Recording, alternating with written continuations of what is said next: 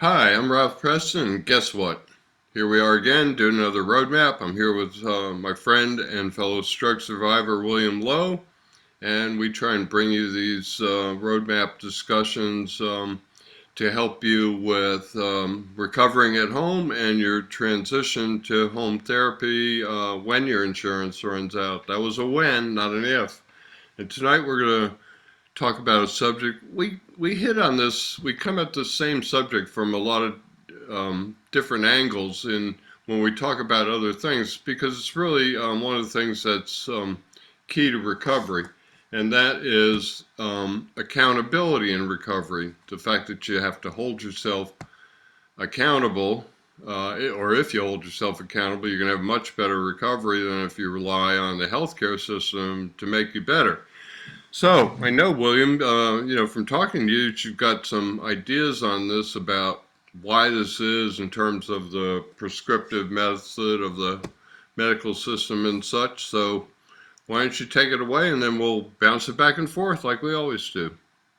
Yeah, sure. So I think accountability, especially make keeping yourself accountable in stroke recovery, it's something worth talking about because quite often in recovery after stroke, I mean, as a stroke survivor myself, and also one who's exchanged notes with a lot of stroke survivors, one of the things I've learned in my journey after stroke is that if you want the best possible results in your recovery after stroke, you cannot depend on the healthcare system entirely to take care of yourself.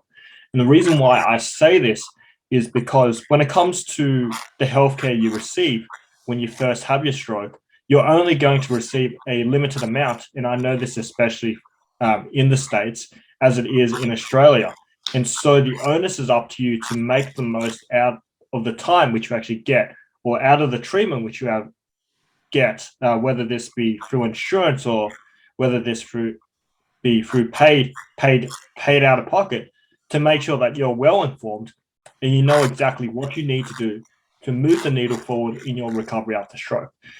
Now, having spoken to a lot of stroke survivors, one of the things I've noticed, which has been a big differentiator between the stroke survivors who have had, let's say, really good outcomes in their recovery versus not so good outcomes in their recovery, is that the ones who had very good outcomes in their recovery, they took the time to ask questions and make sure that they were well informed when it came to their recovery after stroke. And what this meant was, rather than turning up to therapy and treating their sessions with their OT or their physical therapist as their therapy for the week, they would take that time to ask questions to their therapist about why they had to do certain exercises and how these said exercises were going to help them progress towards their goals in their recovery after stroke. Now, I think this is important because, especially if you're getting therapy through insurance, quite often one of the trends which I've heard from a lot of stroke survivors is that they'll be doing exercises from their therapist through insurance for 3 months on end, with no improvements whatsoever. And and the problem with this is that if you're doing an exercise, or if you're in a situation and you're a stroke survivor and you're doing the exact same exercise for months on end or weeks on end, it's likely that your brain is no longer going to improve any further than it already has, because it's probably become too used to that exercise, or it's just gone on autopilot, and there's no need to justify to itself that it actually needs to work harder than it already has been to actually make things happen in recovery after stroke. So I think in recovery after stroke, it's really important to hold yourself accountable to what types of results you want to get in your recovery after stroke, and how much you're willing to work in order to make things happen so you can progress towards your goals after stroke, and I guess live your best quality of life after after you've had your stroke. And I think this really comes down to treating your sessions with your therapist as if you were doing a lot of research and you were really doing an investigation and asking the right questions to make sure that you are well informed. So much so that once your insurance runs out, or once your therapy runs out and you're discharged from therapy or graduated, then you have the tools in your toolbox in order to progress and continue to make more improvements in your recovery after stroke. Because really, essentially, where the rubber meets the road in recovery after stroke is outside of the therapy clinic and at home, and what you're willing to do when you're not sitting face to face with your therapist. Uh, and I think this is just something which is worthwhile talking about. And like I said, it is going to be the big differentiator between whether or not you're able to get the best possible outcomes in your recovery after stroke, or whether you're willing to be happy with just an okay outcome in your recovery after stroke. Now, I know Ralph, you and I, we've had discussions about this topic for a long time since we've met, and I know that you've got your thoughts on this.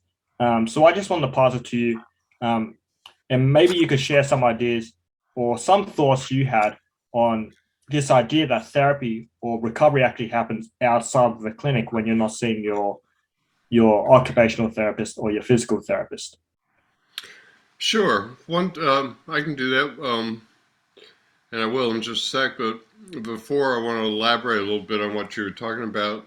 And I think that the prescriptive model of the way medicine works around most of the world, certainly here in the U.S., and I think there in Australia, is that, we go to the medical community for answers and such. We don't typically ask doctors a lot of questions. It's kind of like a one-way street. They go in, they're kind of like gods. You don't ask them a lot of questions.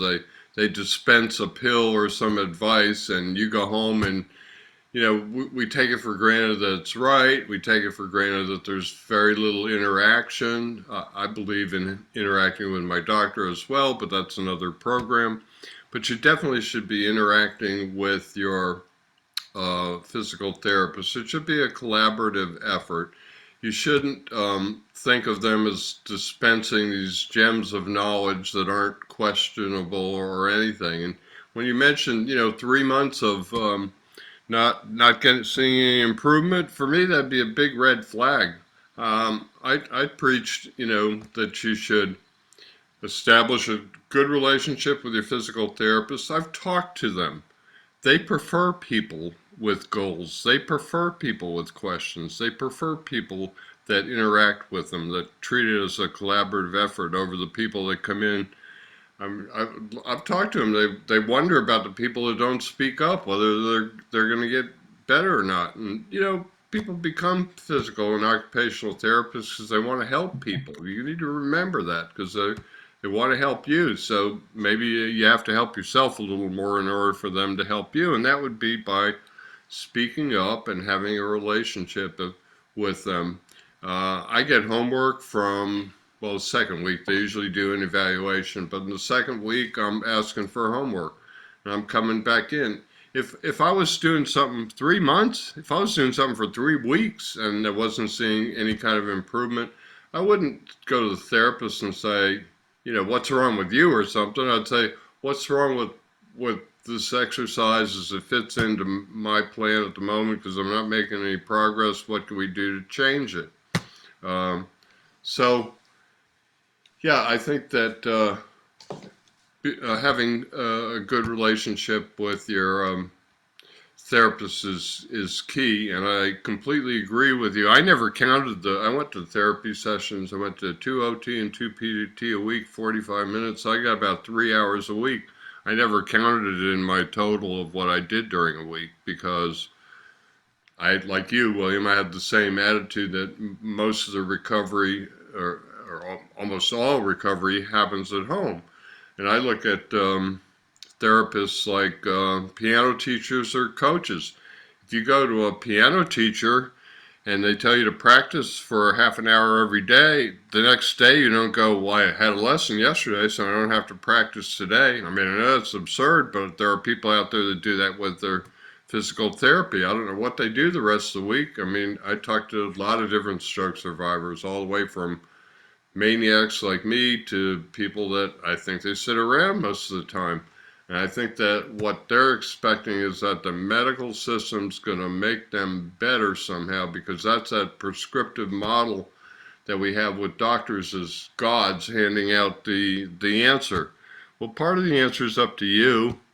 This is more interactive than you have a cold, take this pill, or you have the flu, get a shot, whatever, because every stroke's different. There's all kinds of things going on in your body, and therapists, while they're great and they're schooled and they're trained to look for things, they can't tell everything that's going on with you. So how do you think they're going to find out if you're not making progress doing something for a number of weeks? Well, they might see it when you come in, but the guaranteed way is to have, in collaborative, interactive relationship with them. So that's my take on that. I'm sure you got some thoughts, and we can keep talking about this for a month probably, because it's a very important subject, and people don't take responsibility for their own recovery. Not, of course, some people do, but I think a lot of the people that don't do work at home think that an hour and a half or 3 hours a week is going to be enough, and I, I've seen people get better not doing a whole lot, but I don't see a whole lot of people getting better not doing a whole lot. And I see the people that do a whole lot at home get a whole lot better than the people that don't. In fact, I used to, with local people I work with, I know they weren't doing their homework. And so I'd go over their house twice a week and do counter exercises with them for an hour. That way I knew they got, their 2 PT sessions and 2 sessions with me. I tried to encourage them to do more. William and I are both stroke coaches, but all we can do is lead you to water. It's up to you to drink. So I'm sure you got some thoughts, William, on all this, since I've been talking for 5 minutes or more. Yeah, sure. I mean, definitely 100%. And I think you really hit on something with the analogy of going to piano lessons and learning to play the piano, because I think stroke recovery is very much like that, in that you are the sole driver of your recovery, and you're going to be 100% responsible for the outcomes and the results which you get in your recovery after stroke. Now, if you're serious and you're committed to your recovery, um, what this means is that you can't depend on another person to take care of yourself, whether this be a therapist or your doctor, because at the end of the day, they're not going to be holding your hand when you go home and when you're doing your exercises. Um, which is why I keep harping on about how most of your recovery and most of the changes in recovery after stroke, they're going to happen outside of the clinic, and I'm a huge advocate of using the time you have with your therapist and with your doctor to ask questions, so that you're well informed when it comes to your recovery after stroke, so that when you run out of insurance, or when you're discharged, or when you graduate from the hospital, you now have a game plan which you can use moving forward in your recovery after stroke, which is going to pay dividends in your recovery, and you're going to know what you need to do in order to continue to progress in your recovery after stroke. Otherwise, your recovery is just going to hit that inevitable plateau if you're someone who hasn't been asking questions, who hasn't been, I guess, asking your therapist for new additional exercises to the ones which you're already doing. Because in order for your brain to recover, and in order for neuroplasticity to happen, in other words, your brain's ability to change and actually become a lot better in your recovery after stroke, it needs different perspectives of how to apply what it's already learned, so that it can become a lot better at what it can currently do, and you can progress towards a better recovery.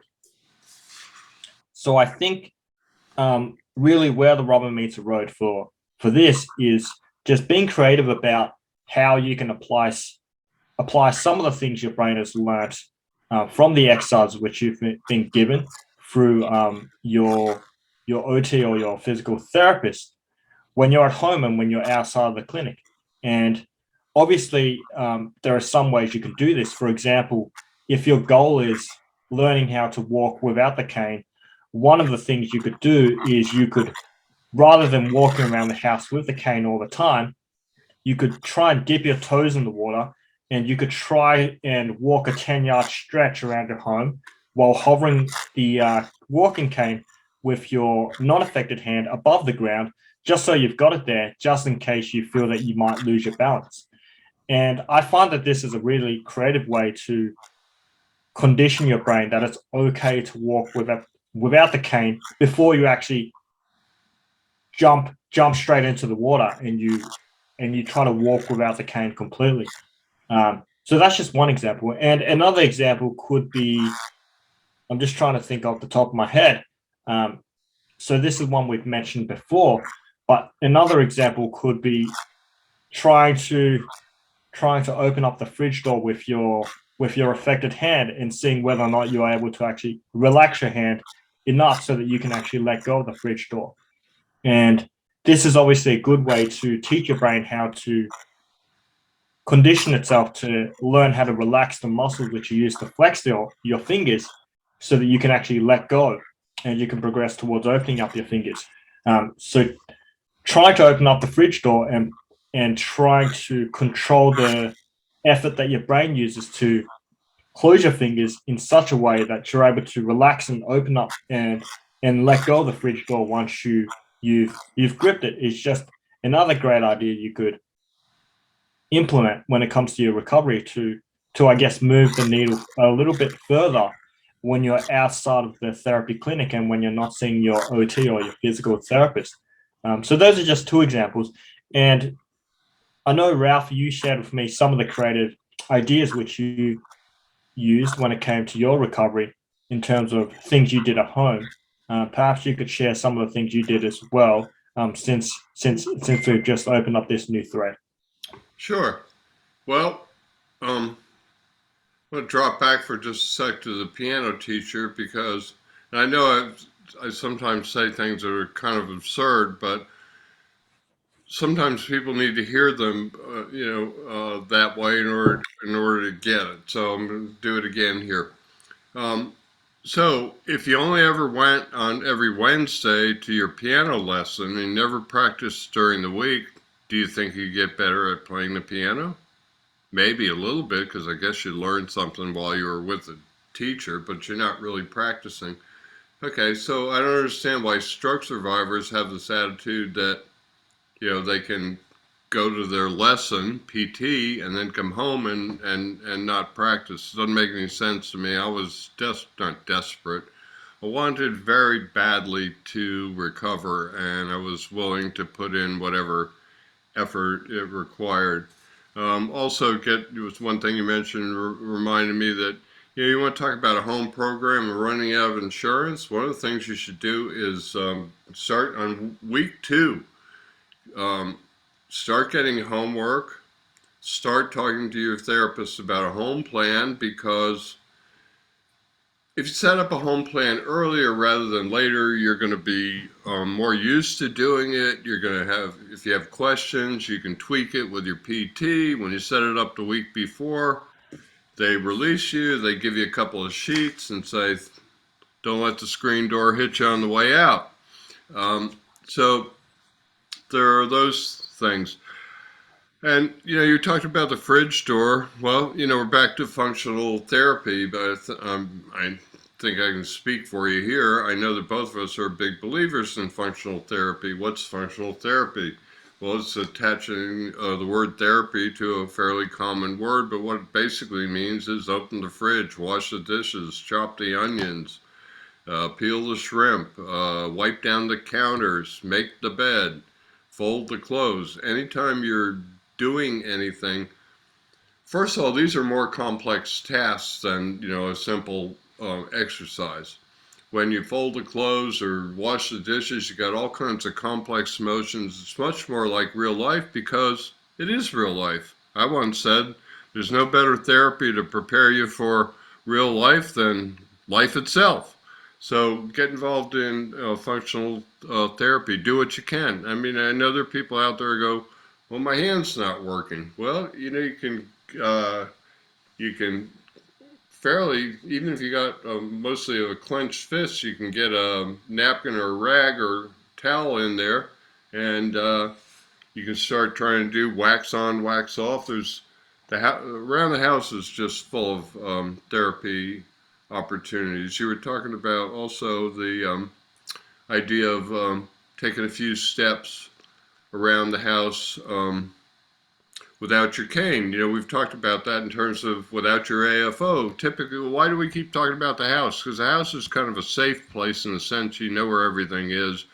It's also a safer place in your brain because you know where everything is, and I think you have less fear in your house. I've noticed this. Anyway, fear is the big problem with.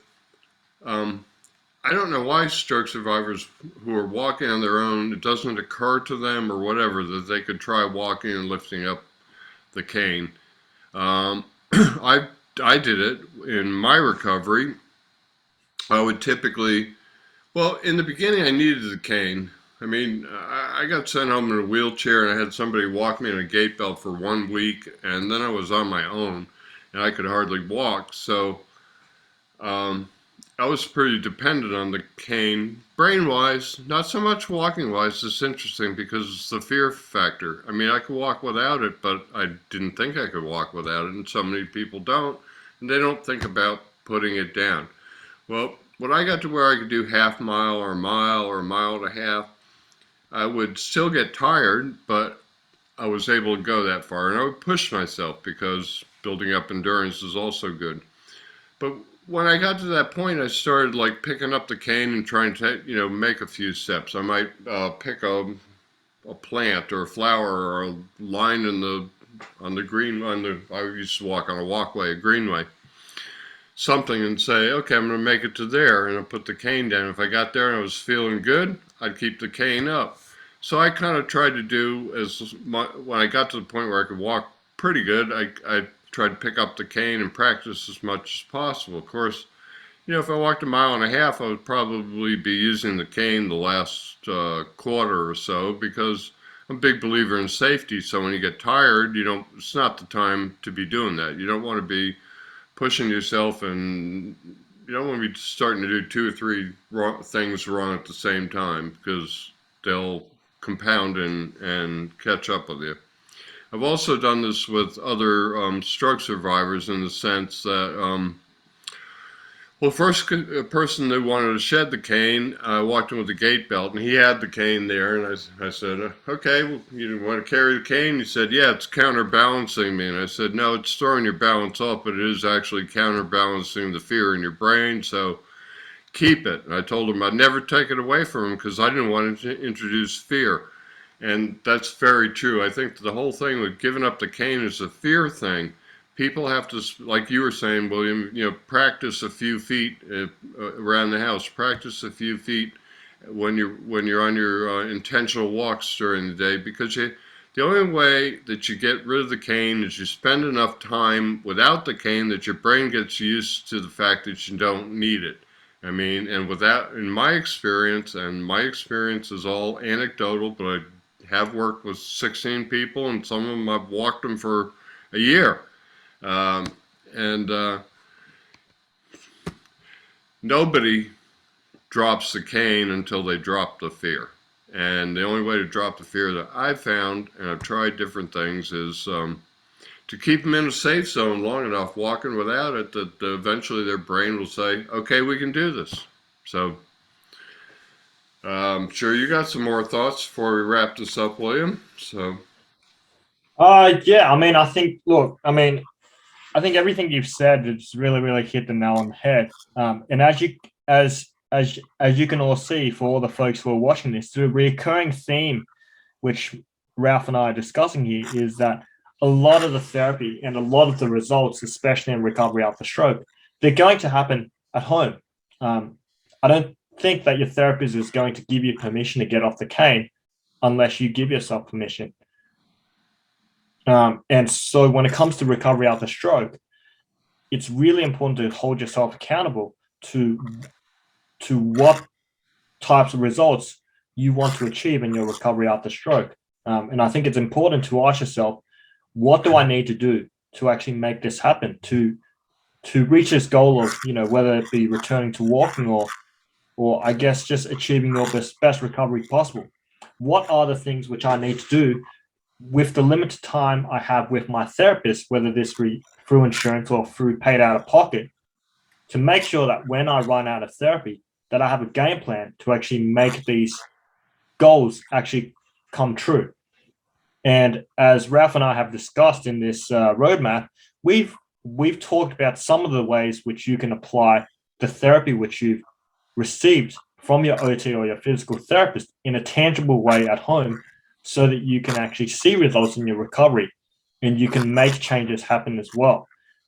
So I think when it comes to recovery after stroke, if there's anything you can take away from what we've discussed here today, is that recovery really comes down to how much responsibility you're willing to take, and how much you're going to hold yourself accountable for in terms of the results which you want to achieve in your recovery after stroke, and what you're willing to do to make this happen as well. And what this means is that you might not have to depend entirely on the healthcare system to help you get there.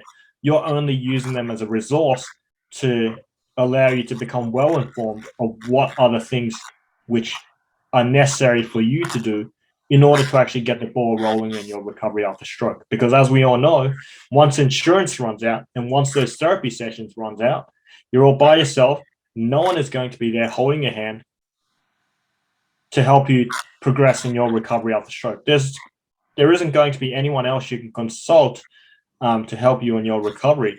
And it's really going to come down to what you were able to learn and take away through the questions which you asked your therapist when you were receiving therapy through insurance, and how you can apply what you already learned in creative ways to make changes happen. Yeah.